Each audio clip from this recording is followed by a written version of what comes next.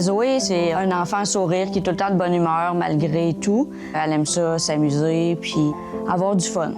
Un petit clown. Zoé est née avec plusieurs complications. À 1 mois de vie, elle est hospitalisée pour un VRS, une infection respiratoire. Puis j'ai dit au pédiatre, j'ai dit c'est pas normal, j'ai dit sa langue elle sort tout le temps, puis elle a de la misère à boire.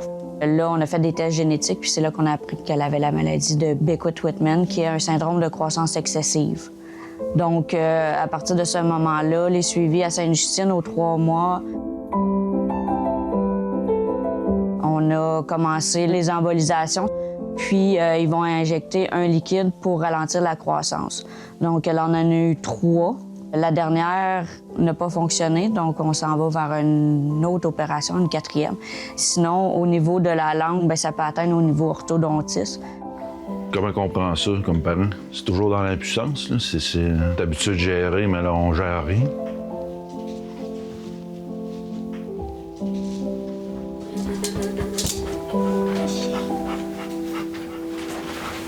C'était un choc autant pour moi que papa, la grande sœur aussi, s'inquiéter de qu'est-ce qui va arriver à Zoé.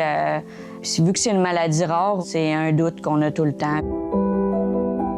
Enfant Soleil a toujours été dans mon quotidien à moi parce que j'étais de base un enfant malade quand j'étais jeune, donc j'ai toujours connu Enfant Soleil. Fait que, on se dit...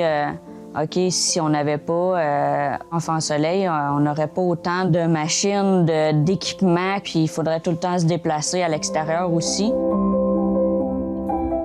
Qu'est-ce qu'ils font pour le quotidien de ces enfants-là, c'est incroyable. Ça fait vraiment une différence.